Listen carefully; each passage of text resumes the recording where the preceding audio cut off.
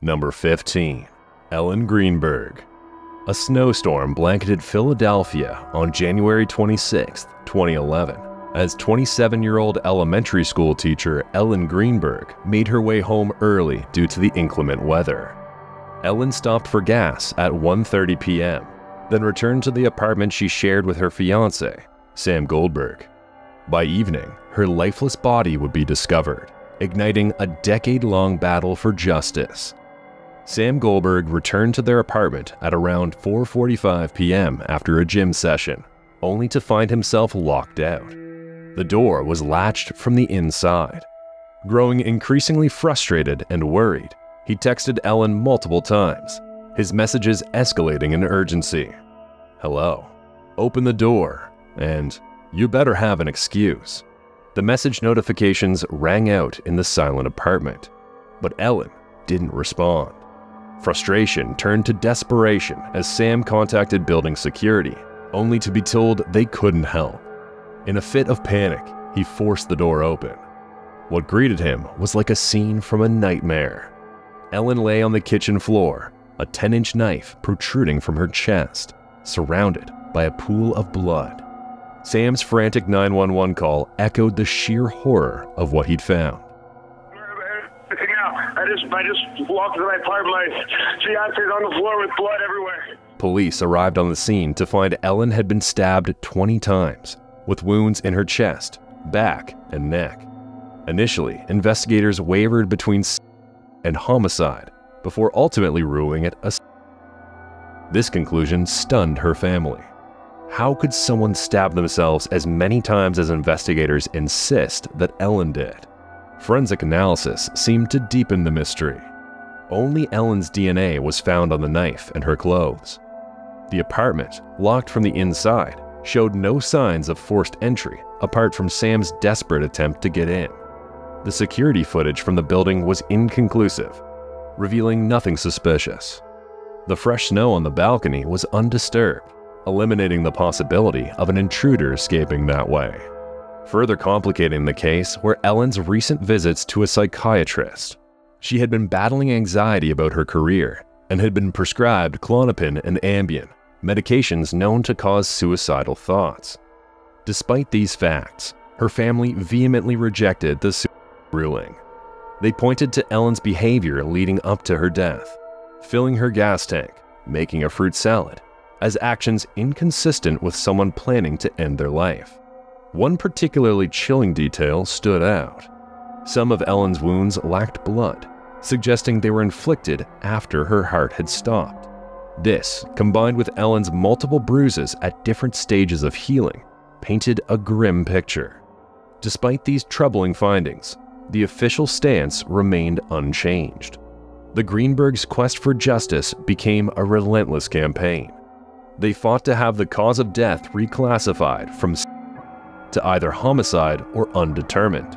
Their persistence led to multiple legal battles, including efforts to obtain and scrutinize the surveillance footage from the apartment complex.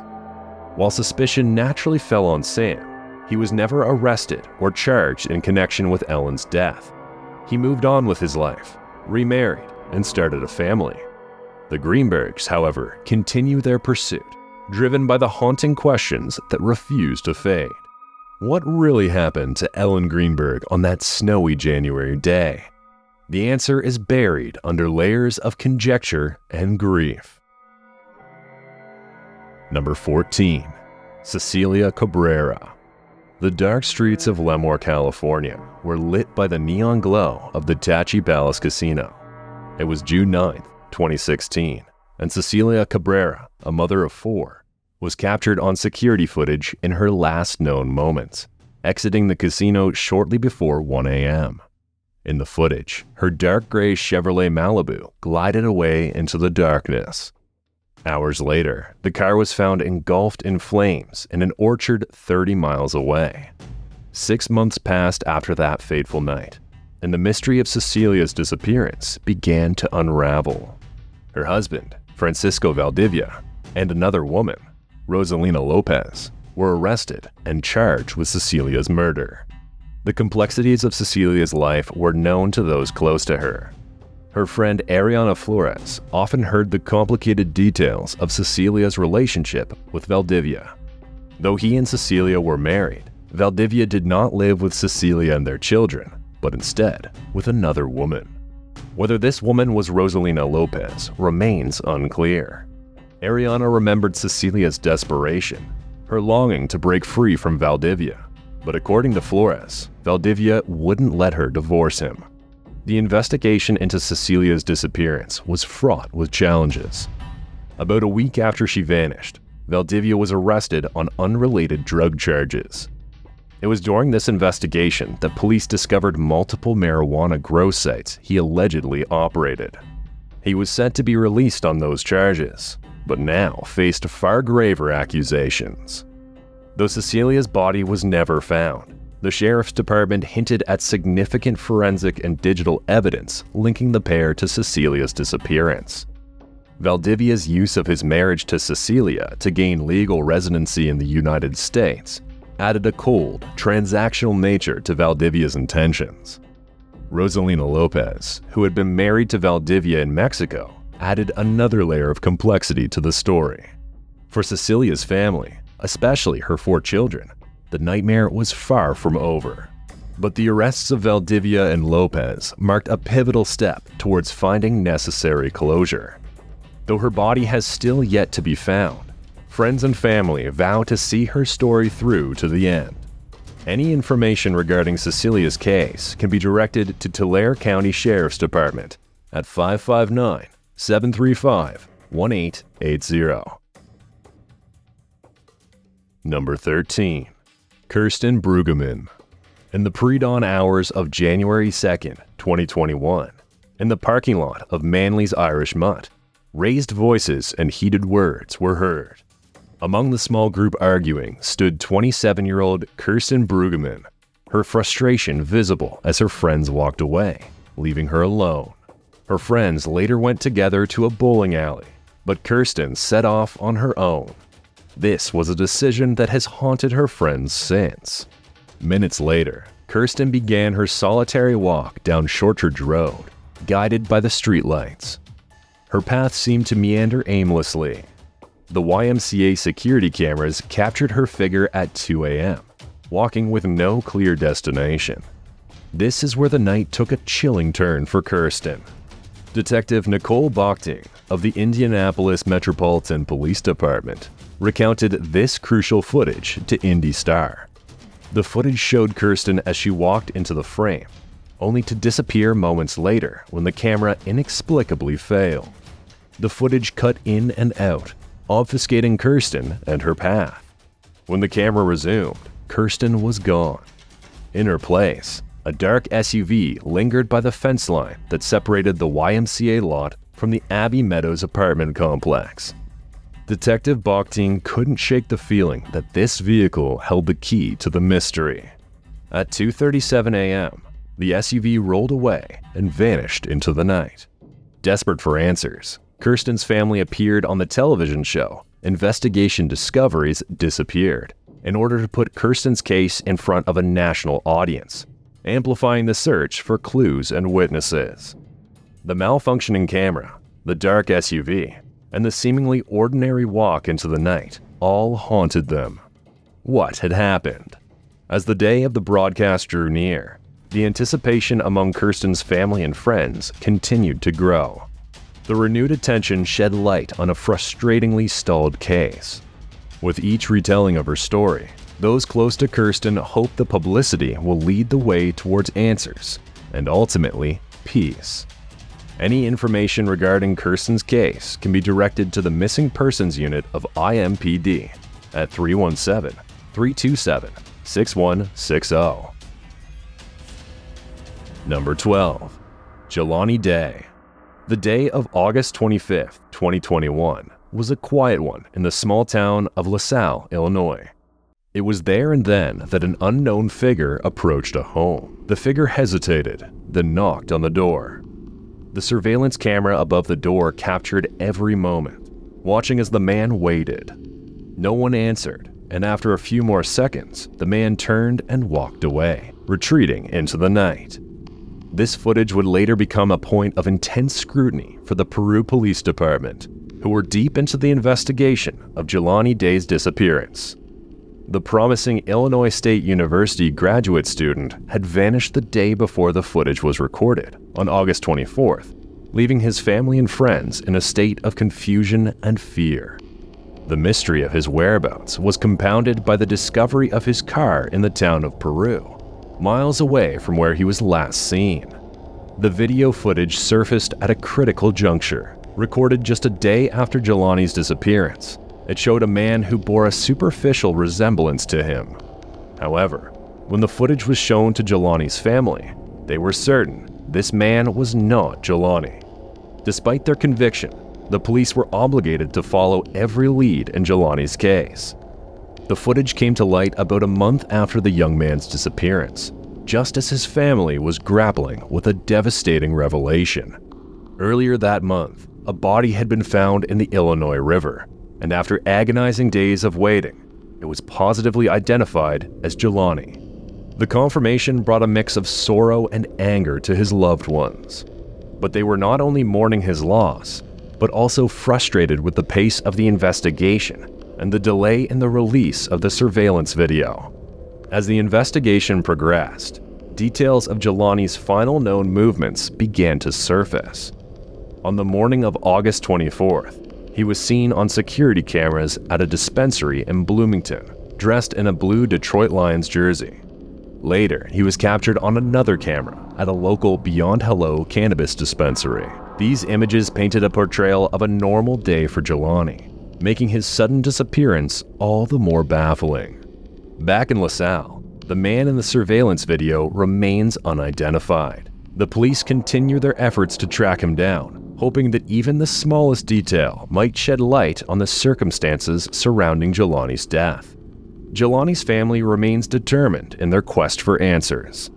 They criticize the police for what they saw as delays and inefficiencies, but also acknowledge the tireless efforts of individual officers and volunteers.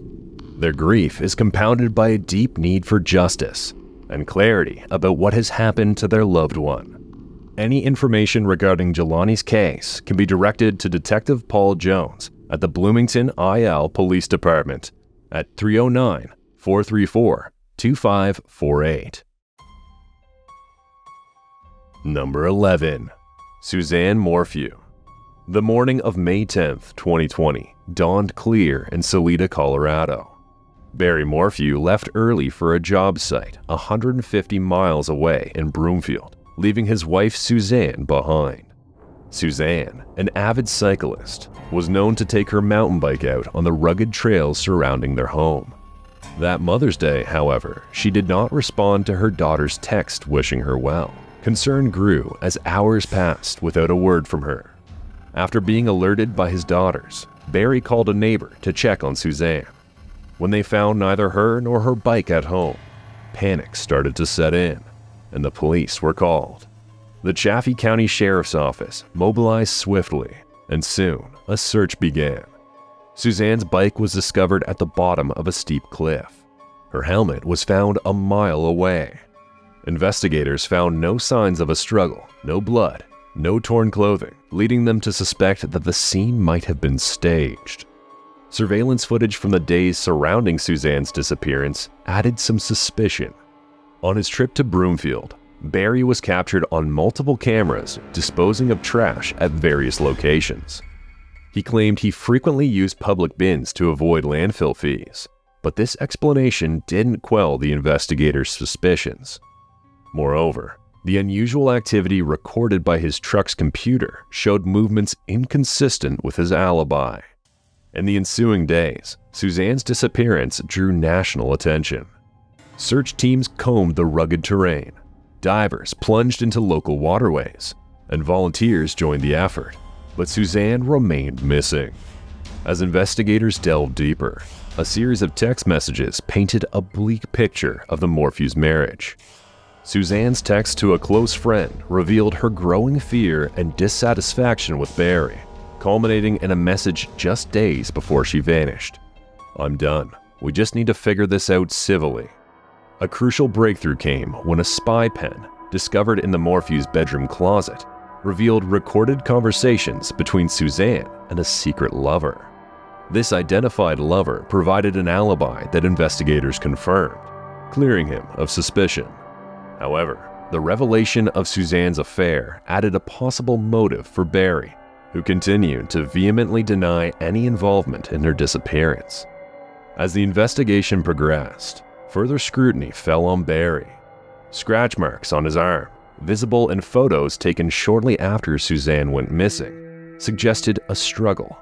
Barry attributed the marks to his outdoor work, but investigators were unconvinced. The discovery of a needle cap in the Morphew's dryer, potentially linked to a tranquilizer dart, added to this. Barry admitted to using tranquilizer darts on deer, but denied any knowledge of why the cap would have ended up in the dryer. Despite these leads, the case against Barry remains circumstantial. He was arrested and charged with first-degree murder and tampering with evidence, but the prosecution's case faced setbacks. Key pieces of evidence were excluded due to late disclosures, severely weakening the prosecution's position. On April 19, 2022, just days before the trial, all charges against Barry were dismissed without prejudice, allowing for the possibility of refiling. For over 3 years, Suzanne's whereabouts remained a painful mystery until September 22, 2023, when a search team discovered human remains in a remote area. The El Paso County coroner confirmed the remains were Suzanne Morphew's 5 days later. This discovery brought a bittersweet semblance of closure to her family, who had held out hope amid the anguishing uncertainty. But still, questions linger. The search for truth continues, with investigators continuing to piece together the final hours of Suzanne's life. Number 10. Kara Kopetsky. On April 28, 2007, 17-year-old Kara Kopetsky left work at Popeye's Chicken in Belton as usual. As she made her way to her car, unbeknownst to her, a threat lurked nearby. Her ex-boyfriend, 18-year-old Kyler Yust. Kara had recently broken up with Kyler, a decision she hoped would distance her from his increasingly possessive behavior. But tonight, those hopes were dashed. Kyler emerged and, without warning, pushed her into his car as she struggled and protested. He drove aimlessly and in silence. Finally, after what seemed like an eternity, he released her in Grandview, Missouri. Kara hurried to the nearest police station and recounted the ordeal to the officers. This wasn't the first time Kyler had scared her, but it was the first time she truly felt that her life was in danger. On April 30th, Kara received a protective order against Kyler. But despite this legal protection, her security still felt tenuous. The real nightmare began on May 4th, 2007. A witness identified as AC arrived at the Belton Police Department at 5:17 p.m., reporting Kara missing. According to AC, no one had seen or heard from Kara for 2 days, and repeated calls to her phone went unanswered. Officers called Rhonda and Jim Beckford, Kara's mother and stepfather, who confirmed that they had seen her briefly that day, but had no idea of her current whereabouts. The Belton police immediately listed Kara as a missing person. Her family still had no news the following day. Kara had been expected to pick up her paycheck from Popeyes on May 9th, but she never showed up. This was unlike her. A chilling discovery came on June 1st, when police searched Kara's locker at Belton High School. Inside, they found her debit card, untouched since her disappearance. Her bank account showed zero activity, which was highly unusual for Kara. On May 6th, police questioned Kyler Yust. At 10:30 p.m., they confronted him about Kara's disappearance. Kyler maintained that he had last seen Kara on the afternoon of May 3rd, denying any contact on the day she went missing. He claimed she had called him on May 4th, but he couldn't reach her when he tried to call back. Phone records, however, told a different story. Kara had called Kyler at 9:13 a.m. on May 4th, and he returned her call at 9:20 a.m. Belton High School's surveillance footage showed Kara leaving at 9:19 a.m. This was the last sighting of her alive.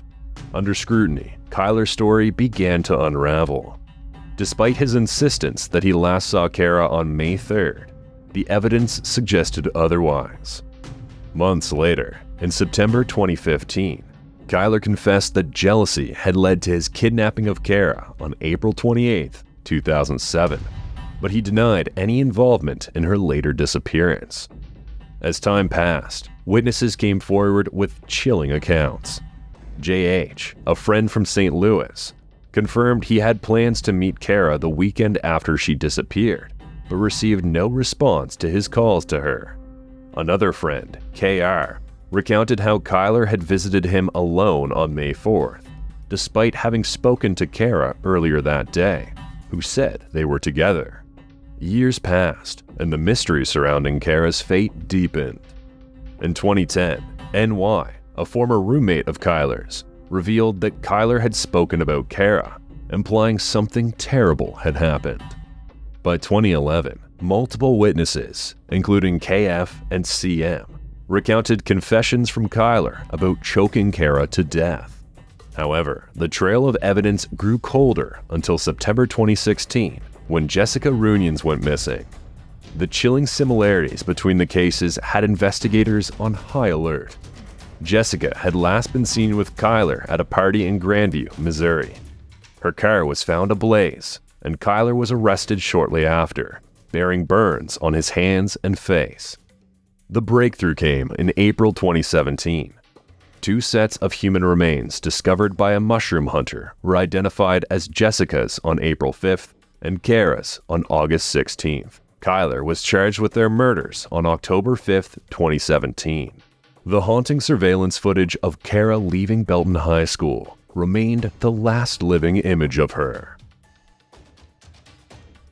Number 9. Andrew Gosden. On the morning of September 14, 2007, 14-year-old Andrew Gosden slipped into his school uniform, getting ready to head to Macaulay Catholic High School in Doncaster. But something about Andrew's demeanor was different that morning. Andrew was known for his intelligence and quiet nature. He excelled academically and was always punctual, never missing a day of school. But on this day, instead of heading directly to school, Andrew veered off course, walking away from his usual route. He returned home, changed out of his uniform into casual clothes, and then grabbed his wallet, keys, and a PlayStation Portable, but left the charger behind. His actions were deliberate, suggesting that this was not a spur-of-the-moment decision. After withdrawing £200 from his bank account, Andrew made his way to Doncaster Station. He purchased a one-way ticket to London, even though a round-trip ticket would have only cost him a few more pounds.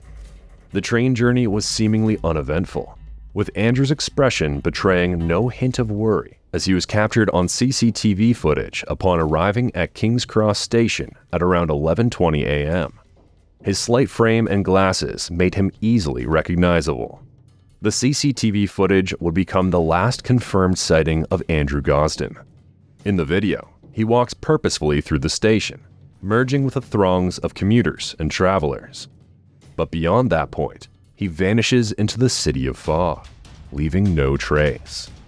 Back in Doncaster, Andrew's parents, Kevin and Glenys, returned home to an unsettling silence. Initially, they assumed Andrew was playing Xbox in the basement, but they quickly determined this was not the case, and as the hours passed and he didn't appear, worry set in. They found his school uniform neatly folded on a chair in his bedroom, revealing his earlier return home. Frantic calls to his friends yielded no answers. No one had seen Andrew at school that day, and the school's attempt to notify the Gosdens of his absence had mistakenly gone to another family. The realization that their son was missing hit the Gosdens hard. The police were notified, and an extensive search began. Posters of Andrew's face were plastered across the city, and appeals for information were broadcast nationwide. Despite the immediate flurry of activity, no new leads appeared. The last solid piece of evidence remained that chilling CCTV footage from King's Cross Station. As time passed, theories about Andrew's disappearance abounded. Some speculated that he had gone to London to meet someone, perhaps a friend he had met online. Others suggested he might have been lured there by the promise of a concert, noting his love for bands like 30 Seconds to Mars and H.I.M. Another theory posited by his father was that Andrew, with his keen interest in history and intellect, might have been drawn to the Tutankhamun exhibition at the British Museum. Despite the myriad of theories, no concrete evidence surfaced. Years later, in December 2021, a glimmer of hope emerged when 2 men were arrested on suspicion of kidnapping and human trafficking in connection with Andrew's disappearance. But after a lengthy investigation, they were cleared of any involvement, and the case remained as unsolved as before. In the quiet suburb of Balby, the Gosden family continued to live in a state of limbo, their lives irrevocably altered by Andrew's disappearance. The case remains one of the UK's most perplexing mysteries. Hope persists that one day, Andrew's mystery will finally be solved. Any information regarding Andrew's case can be directed to the confidential helpline, 116-000. Number 8. Anisha Duffy Murnane. The morning of October 17, 2019 was a great one in Homer, Alaska, when Anisha Duffy Murnane left her home at the Maintree Apartments. The 38-year-old, who was living independently in the supportive housing facility, was seen on security footage departing for a 1 p.m. appointment. Dressed casually in a blue jacket, nothing seemed amiss with the woman. But that was the last time anyone would see Duffy alive. When Duffy didn't return home, her mother grew worried. Edie had spoken to her daughter that morning, and everything seemed normal. When she learned that Duffy had actually missed her appointment, panic set in. Calls to Duffy's phone went unanswered, and by evening, Edie contacted the Homer Police Department. Lieutenant Ryan Browning led the initial investigation. Search teams scoured the area, using dogs to track Duffy's scent, which led them into downtown Homer. There, the trail abruptly ended, a point known in search and rescue as a car pickup. Browning's team speculated she might have been abducted, but leads were scarce. In February 2020, Dateline featured Duffy's story in their Missing in America series. Despite widespread attention and numerous tips, the investigation hit a wall. Duffy's mother and stepfather feared the worst, that she had been taken against her will. The case remained cold until a breakthrough came on April 14, 2022. A tipster contacted the Homer Police Department, providing a chilling account that pointed directly to a man named Kirby Calderwood. This tip was disturbingly detailed, describing the kidnapping, murder, and disposal of evidence. Calderwood had already been on the radar of investigator Matt Haney since 2021, and now was thrust back into the spotlight. Haney, who had been assigned solely to Duffy's case since joining the department in March 2020, compiled an affidavit for Calderwood's arrest. The document painted a dark picture of Calderwood's past, revealing allegations of rape and violence leveled by his previous wives. He had confessed to them his addictions and his disturbing lack of remorse, suggesting he might be a sociopath. Calderwood had moved to Alaska from Utah after a failed marriage and had lived in Homer for several years. In the months surrounding Duffy's disappearance, his behavior grew increasingly suspicious. After returning from a trip she took shortly after Duffy went missing, his then-girlfriend found her home reeking of bleach. Bleach-stained towels and a bag containing bloodied items, including her knitting needles, further heightened her unease. She recalled that confronting Calderwood about these discoveries led to explosive anger. On May 5, 2022, a coordinated effort between the Homer Police and the Ogden, Utah Police Department culminated in Calderwood's arrest. A search of his vehicle and residence yielded critical evidence. A small lady's Timex watch, matching the description of Duffy's, found in his dresser drawer. This final nail in the coffin was provided by an anonymous tipster. Calderwood's current wife, who came forward the next day. She described Calderwood's confessions about the heinous acts he committed against Duffy, including how he disposed of her phone and body. Her courage in speaking out against a violent man finally brought justice to a case that had remained mysterious for nearly 3 years. In a Facebook post made on May 9, 2022, the Homer Police Department announced Calderwood's arrest. The message conveyed their commitment to justice and extended heartfelt sympathies to Duffy's family.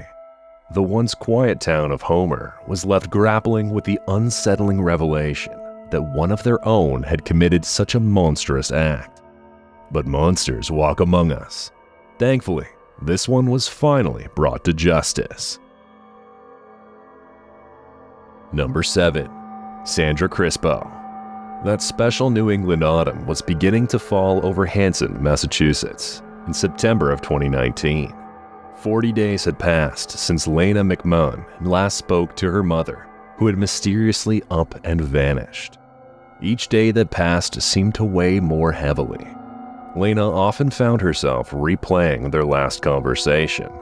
54-year-old Sandra had recently moved closer to Lena to be near her grandchildren. She adored them and relished the time spent caring for her 3 grandsons while Lena worked as a nurse in nearby Boston. Sandra otherwise lived a quiet life and was a homebody, according to Lena. Their routine was comforting, predictable, until it wasn't. The morning of August 7th was the last time Lena saw her mother. She had stopped by Sandra's house to drop off the boys before heading to work, per their usual routine. Sandra had mentioned having car troubles, and since Lena was at work, another relative stepped in to help. They drove with Sandra and her grandsons to drop the car off at a mechanic's shop. Security camera footage showed Sandra entering a Cumberland Farms store before she was driven home. On Thursday, Lena received a call from the mechanic, who needed more parts for Sandra's car. Lena was at the beach with her boys and phoned her mother to relay the news, but Sandra didn't answer. When multiple calls went unanswered, Lena started to worry. Sandra's vehicle was in the shop, and she rarely went out. Where could she be? The next day, Lena drove to her mother's to drop off her boys as usual. When Lena arrived at Sandra's house, a deep sense of foreboding gripped her. Reflecting on the moment, she said that something felt terribly wrong.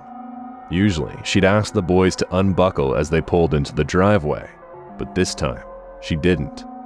Instead, she approached the house alone and knocked. Sandra didn't answer.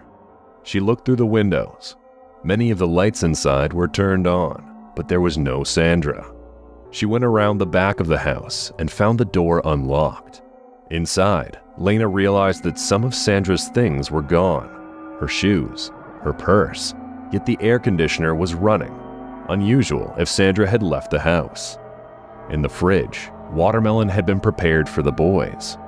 Sandra's dog, usually exuberant, lay quietly in a recliner. Everything was off.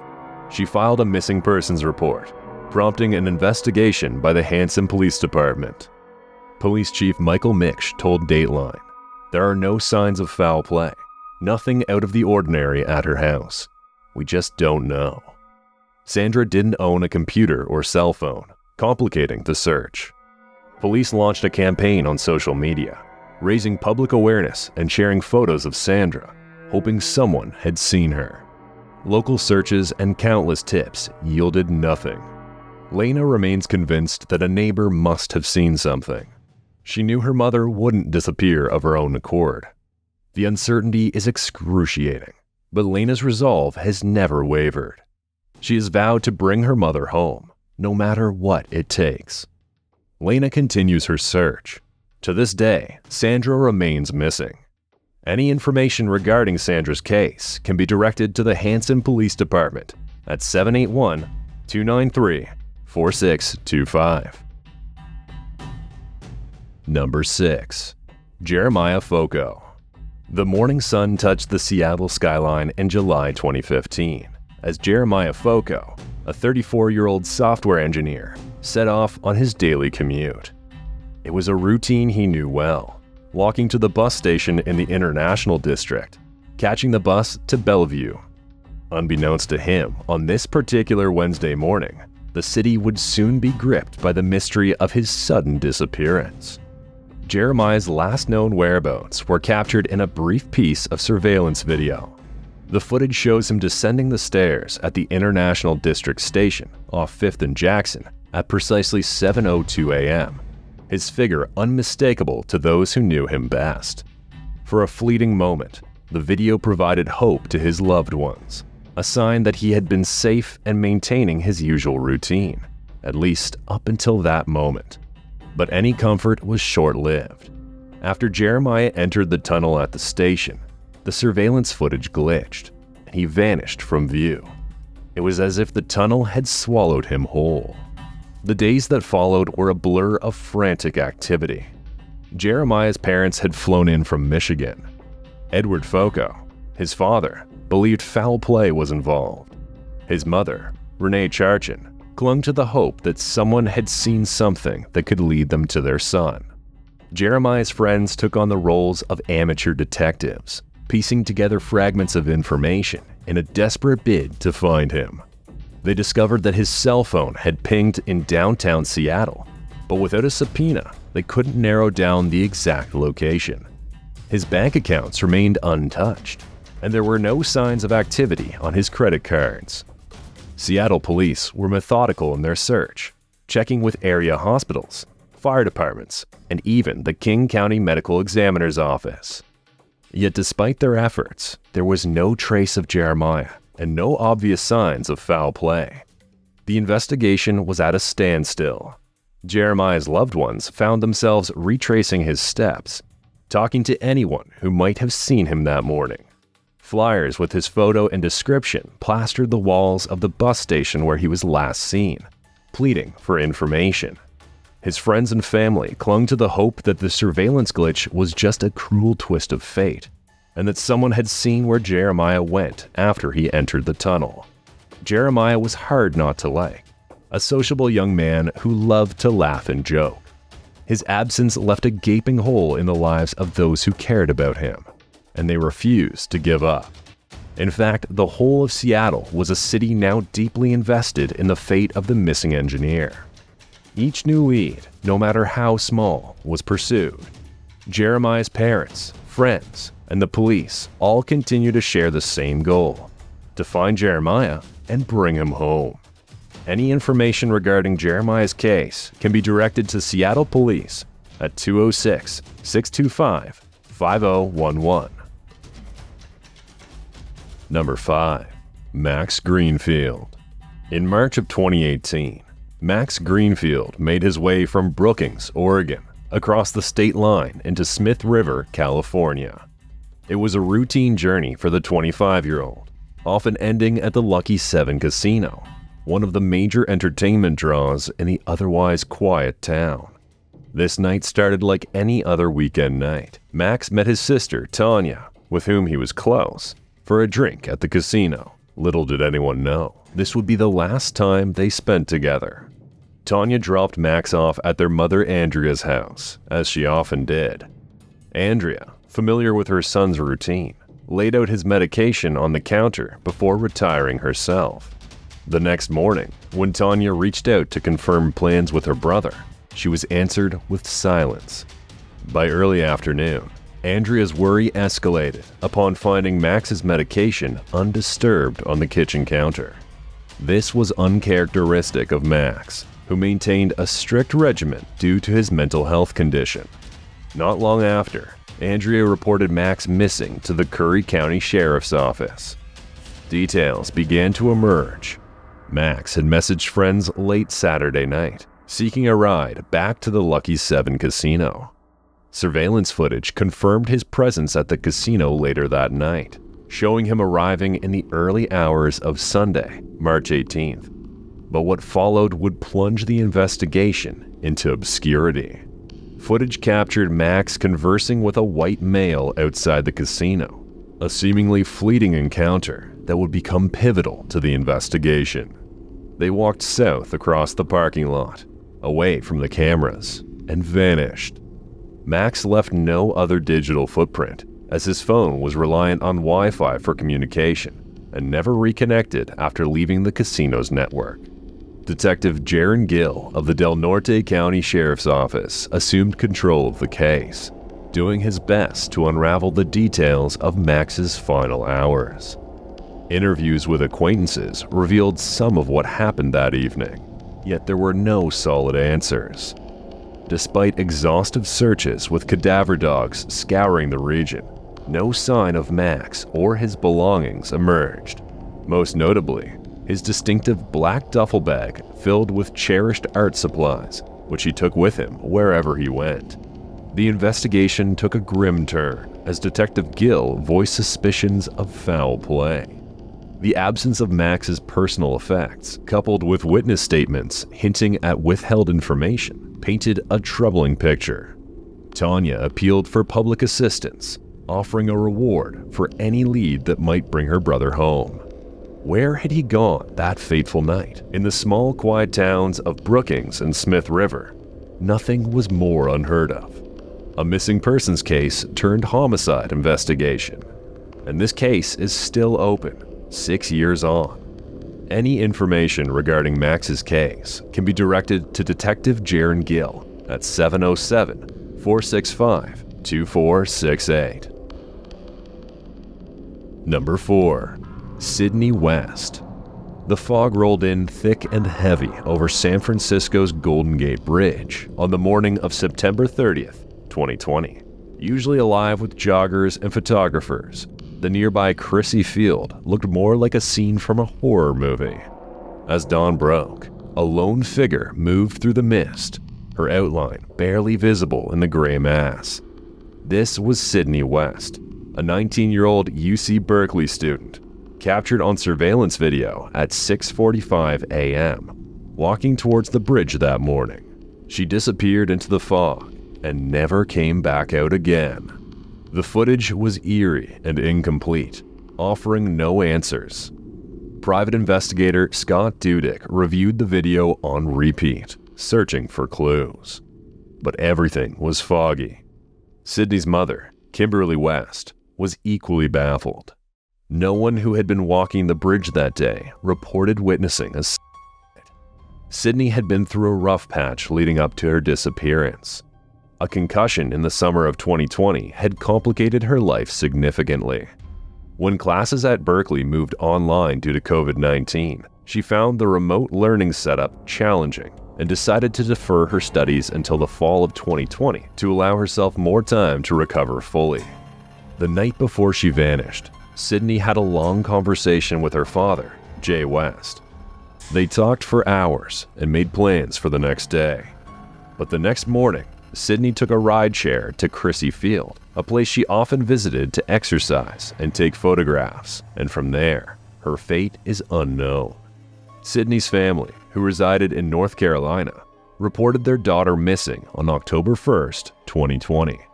The San Francisco Police Department quickly issued a press release seeking the public's assistance, noting that Sydney was considered at risk due to depression. Despite extensive searches and numerous public appeals, the only concrete clue remained the surveillance video and Sydney's backpack, found near the Golden Gate Bridge. The backpack offered no significant new leads, without any evidence of foul play. The missing persons case was at a standstill. The West family's search for answers has been relentless. A website dedicated to finding Sydney chronicled her life and the circumstances of her disappearance, while a $25,000 reward has been offered for any information leading to her whereabouts. Her friends and family described Sydney as a bright and loving young woman, and they have refused to give up hope. They continue to comb through the details of her last known activities, desperately seeking anything that might explain what had happened. The fog on the Golden Gate Bridge swallowed Sydney, leaving behind no trace. The reward, the public appeals, and the tireless work of investigators have so far yielded no answers. Sydney West remains missing. Any information regarding Sydney's case can be directed to private investigator Scott Dudek at 925-705-8328. Number 3. Michaela Bali. On the morning of April 12, 2016, in Yorkton, Saskatchewan, 16-year-old Michaela Bali was going through her usual routine, unaware that this day would mark the beginning of a mystery that still haunts her family. Michaela was a shy and quiet girl, known for her love of the violin and her involvement in her high school's drama club. Her mother, Paula, had noticed Michaela's recent strides and confidence, making the day's events even more baffling to her loved ones. Michaela's day started at home, where her grandmother drove her to school, arriving between 8:10 and 8:20 a.m. CCTV footage captured her putting a binder in her locker at 8:21 before she exited the school through the back entrance at 8:30. This decision to leave school so early was the first sign of the unusual path Michaela was about to take. After leaving school, Michaela's movements were pieced together through hours of surveillance footage and witness accounts. At 8:40 a.m., she was seen at Terry's Pawn and Bargain, attempting to pawn a silver ring, but the young woman left without making a deal. Minutes later, she was at the local TD Bank, withdrawing $55 from her account. From there, she headed to a nearby Tim Hortons and Wendy's restaurant. The cameras inside the restaurant recorded her buying a drink and sitting alone at a table. She appeared to dismantle her phone and then reassemble it, puzzling behavior that hinted that something wasn't quite right. Over the next few minutes, she left and re-entered the restaurant multiple times, her movements increasingly uneasy. Around 9:10 a.m., Michaela left the restaurant and circled the block, returning at 9:49 a.m. She sat at another table, using her phone repeatedly.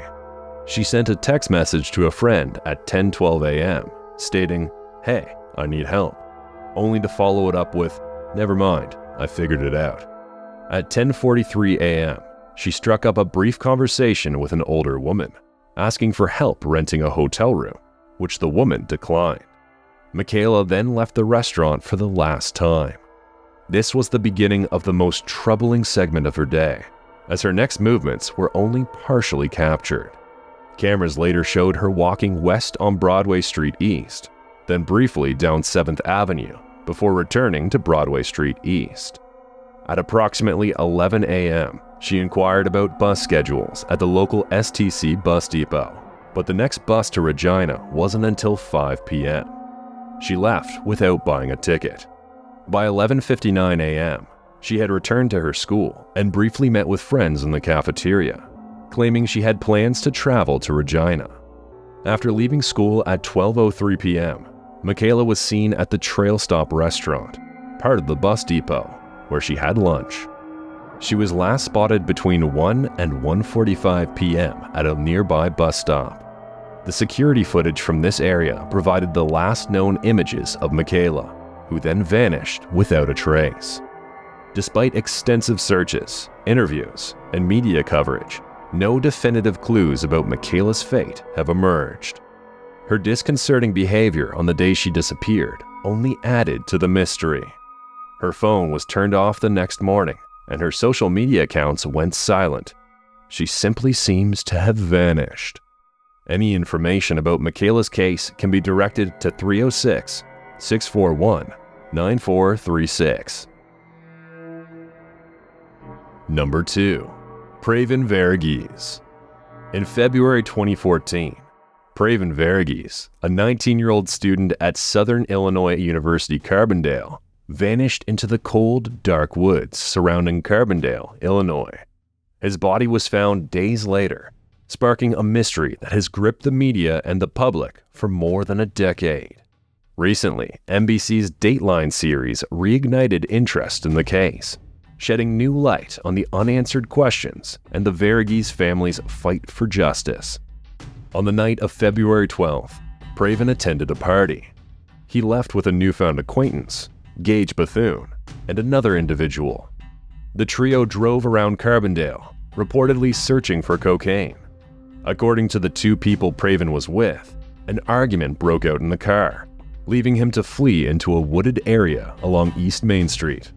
The temperature had dropped into the low teens, and Praven was not wearing a coat.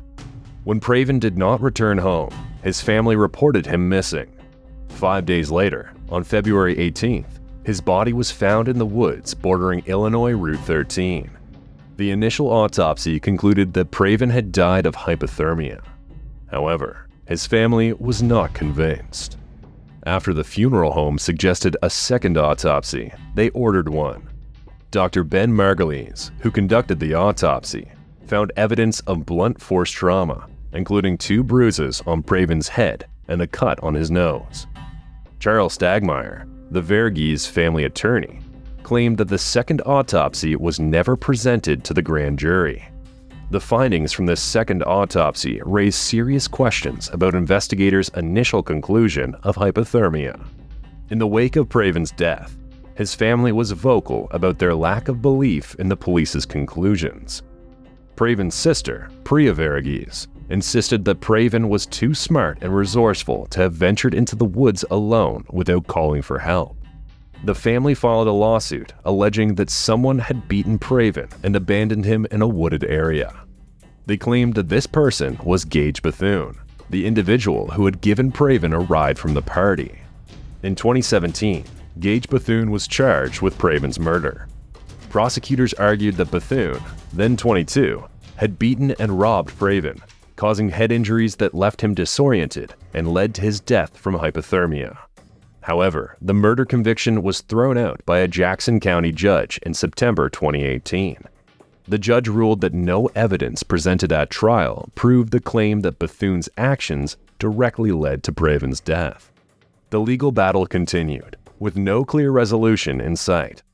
The case resurfaced in the media, particularly through the efforts of Dateline and social media platforms, which brought renewed attention to the unanswered questions surrounding Praven's death.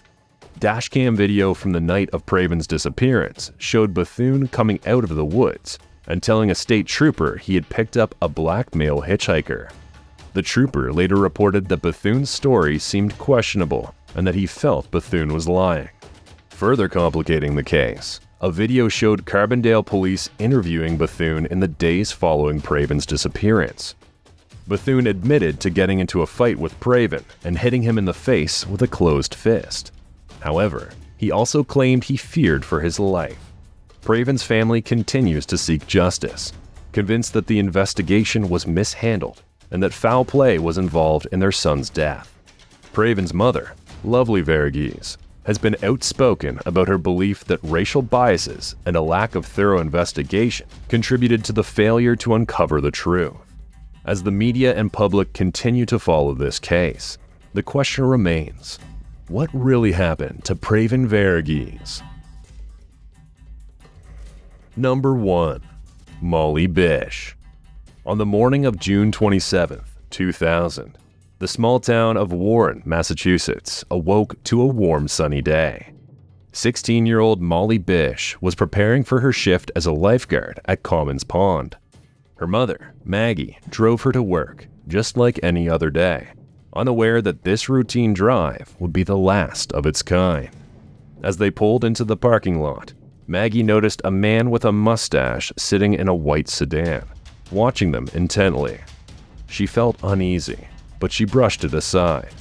After all, Warren was a quiet town where everyone knew each other. She kissed her daughter goodbye and drove away. A few hours later, Maggie received a phone call that made her blood run cold. It was the police. They told her that no lifeguard had been on duty at Commons Pond, yet Molly's belongings were still at the lifeguard station, untouched. Maggie's heart sank as she raced back to the pond, where her worst fears began to take shape. The Worcester County Sheriff's Office launched what would become the largest and most expensive missing person search in the state's history. As investigators combed through the area, a local worker came forward, claiming to have seen the same man in the white sedan parked at a nearby cemetery. The cemetery was connected to the pond by a short path. The community rallied, plastering missing persons posters everywhere and holding vigils, hoping for a miracle. Yet despite their efforts, the trail ran cold. Then, 2 years into the investigation, a local hunter stumbled upon a blue bathing suit in the woods of nearby Whiskey Hill, about 20 minutes from Commons Pond. The following spring, he mentioned it to a friend who contacted the police. The authorities swarmed the area, as Molly had been wearing a blue bathing suit the day she disappeared. On June 9, 2003, the search came to a grim conclusion. Molly's remains were discovered about 5 miles from her family's home, scattered and decomposed, making it difficult to determine her exact cause of death. However, it was clear she had been murdered and hastily buried in the woods. The investigation shifted from a search for a missing girl to a hunt for a killer. Suspects came and went, including a man who had been charged with attempted kidnapping in Connecticut, and Rodney Stanger, a convicted murderer who had lived near Warren at the time of Molly's disappearance. Stanger, who drove a white car and frequently fished at Commons Pond, fit the description given by Maggie. Despite his suspicious background, the evidence was not strong enough to charge him. As the anniversary of Molly's disappearance approached, a private investigator made a startling discovery in June of 2014. Underneath a log in the woods near where Molly's remains were found, she uncovered a partially buried bag containing plaid boxer shorts, similar to those Molly had been wearing on the day she disappeared. Surveillance footage from a convenience store captured Molly in those same shorts and a tank top just 13 minutes before she went missing. The video showed her last known movements. The case took another turn in 2021, when Worcester County District Attorney Joseph Early announced a new person of interest, Francis P. Sumner Sr. Sumner had a long criminal history and lived in the area around the time Molly disappeared. Although Sumner had died 5 years earlier, police collected DNA from his son to look for a match. This renewed hope for the Bish family, who believe they might finally be closer to an answer. As the search for justice continues, the town of Warren remains haunted by the unsolved murder of Molly Bish. Her family holds out hope that the truth will eventually come to light. Any information regarding Bish's case can be directed to the Worcester DA at 508-453-7575.